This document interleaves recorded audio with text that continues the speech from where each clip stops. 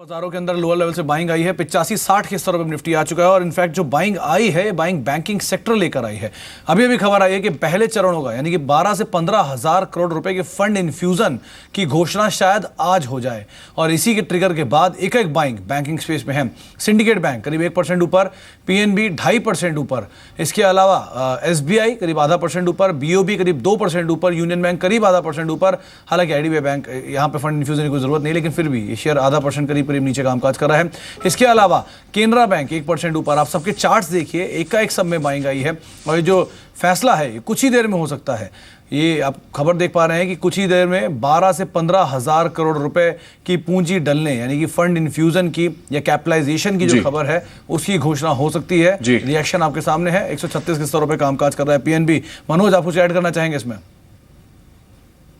नहीं, बिल्कुल, but in fact Sumit, that is more important. जो बजट में अनाउंसमेंट हुई थी, वाज दैट इनफ? और यहाँ पे लेकर जो भी वो टाइम पर भी इनफैक्ट रिएक्शन आया था। I think so the better steps going ahead for the banking industry, I think so will be the NPA concern. और हमारे साथ अविनाश भी है। अविनाश, रिकैपिटलाइजेशन का जो अमाउंट था, वाज दैट इनफ? आपको क्या लगता है? और वो टाइम पर भी हमने बात की थी इसको लेकर, and there was not enough funds from the government, जो कि एक लार्जर कंसर्न बना हुआ था वो टाइम पर। What are the better numbers from the banking sector you are expecting?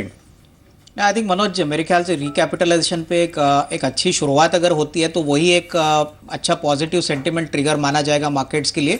हालांकि बजट में 25,000 करोड़ की प्रोविजन गवर्नमेंट ने की है। अगर ये 15,000 करोड़ ऐसे पीएसयू बैंकों को मिलते हैं जैसे पीएनबी है, सिंडिकेट बैंक है, इलाहाबाद बैंक है, तो मुझे लग रहा है कि ये सारे पीएसयू बैंक में एक शॉर्ट टर्म मोमेंटम तो पॉजिटिव रहेगा, बट ओवरऑल इनके एसेट क्वालिटी पे और इनके बैलेंस शीट पे कैपिटल इन्फ्यूजन होने से थोड़ी सी राहत जरूर मिलेगी।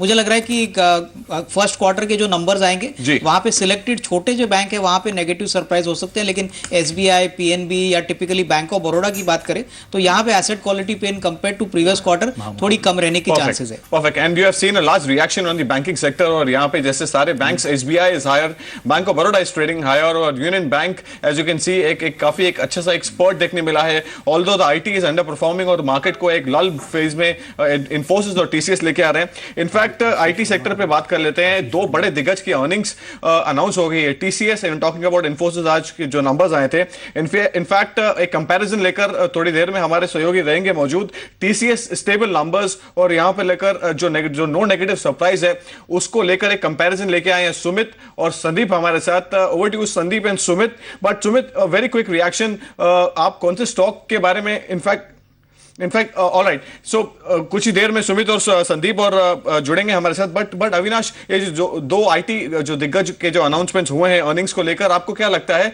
कि कितना ऑप्टिमिज्म बना हुआ है गोइंग फॉरवर्ड?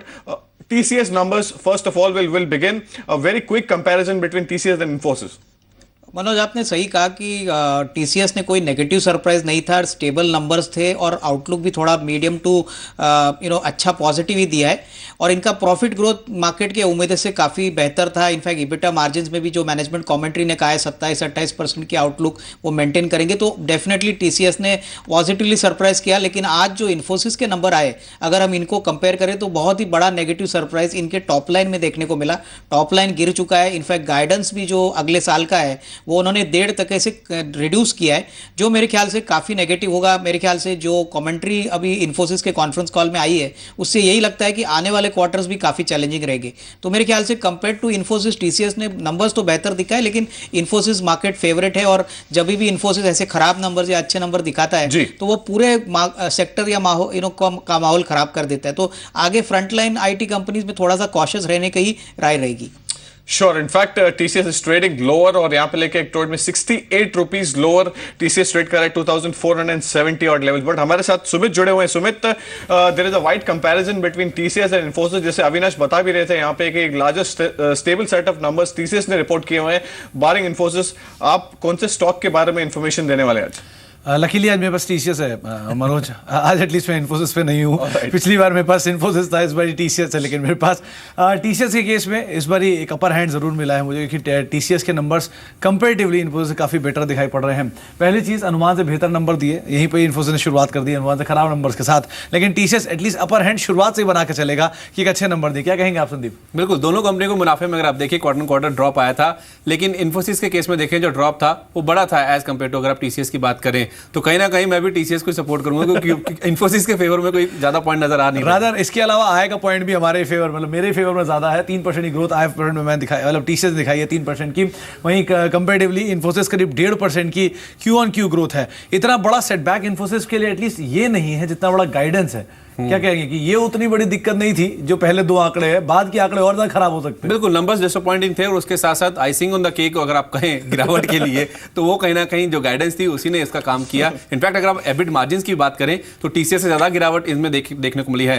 1.38% के आसपास के जो ड्रॉप है एबिट मार्जिन में वो देखने को मिला है। 24% का हमारा अनुमान था, 24.12% के आसपास के मार्जिन आए, बेटर आए, लेकिन जो गिरावट है पीयर्स के मुकाबले अगर आप देखें तो यहाँ पे भी कहीं ना कहीं एक चीज और ऐड करना चाहेंगे कि इन्फोसिस ने अपने तमाम जो सैलरी हाइक है उसे फैक्टर इन कर लिया है, लेकिन टीसीएस के केस में वो फैक्टर इन होना बाकी है पूरी तरह से। तो शायद अगले क्वार्टर में ज्यादा बुरा हो उस क्वार्टर के कंपैरिजन, लेकिन अभी तक के लिए देखें तो काफी खराब नजर आ रहा है। और इनफैक्ट अगर आप वॉल्यूम ग्रोथ एक और पैरामीटर देखें उसमें भी कहीं ना कहीं टीसीएस ने इसको पछाड़ा है। 2.2% के आसपास की ग्रोथ आप देखेंगे, 3.5% के आसपास की जो टीसीएस की ग्रोथ है वो इनफैक्ट इन्फोसिस से काफी बेटर नजर आ रही है। लेकिन यहाँ पे शायद जो टीसीएस को गेन मिला है वो इसलिए मिला है कि उन्होंने बड़े टिकट साइज के क्लाइंट्स के ऊपर फोकस नहीं किया, छोटे टिकट क्लाइंट्स के साइज पर रहे और ज्यादा क्लाइंट जोड़े।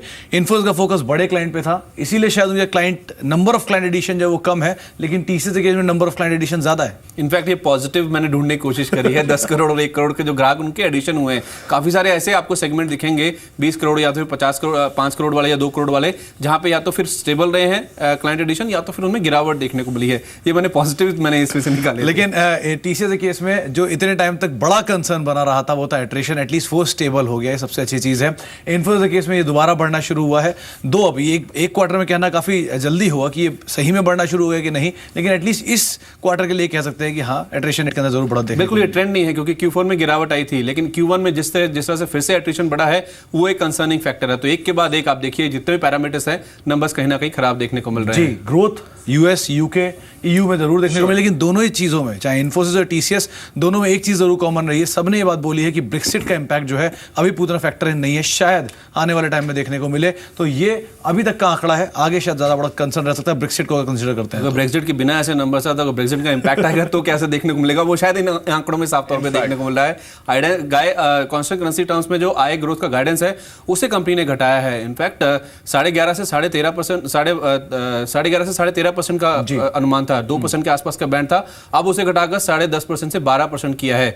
तो ये एक सबसे बड़ा डैम्पनिंग पॉइंट था जो डेंट आया है, जो अपर एंड पे 1.5% तक की कटौती की गई है कांस्टेंट करेंसी ग्रोथ गाइडेंस में, तो वो बड़ा कंसर्न बाजार देख रहा है। लेकिन वैल्यूएशन वाइज देखें तो मोर और लेस स्टेबल है। इन्फोसिस इनफैक्ट सस्ते वैल्यूएशन दिखाई पड़ रहा है कि बहुत करेक्शन इसमें ऑलरेडी देखी जा चुकी थी, अब दोबारा एक करेक्शन आया है, तो हो सकता है यहां से कुछ टाइम बाद इन्फोसिस एक वैल्यू बाय के तौर पर सामने बनता दिखाई पड़े। लेकिन सुमित आप देखें लो लेवल से रिकवरी हुई भी है, 1040 के आसपास का लो था, करीब 40 रुपए के आसपास की ऑलरेडी रिकवरी देखने को मिल भी चुकी है। तो ओवरऑल देखा जाए नंबर जरूर खराब है, लेकिन वैल्यू बाय के तौर पे इन्फोसिस सामने आ रहा है। रादर दोनों ही कंपनियां एक अच्छी वैल्यू बाय है, तो नजर रखी जा सकती है दोनों ही कंपनियों में, नंबर्स का थोड़े करेक्शन अच्छे दाम पर मिलना भी शुरू हो जाएंगे।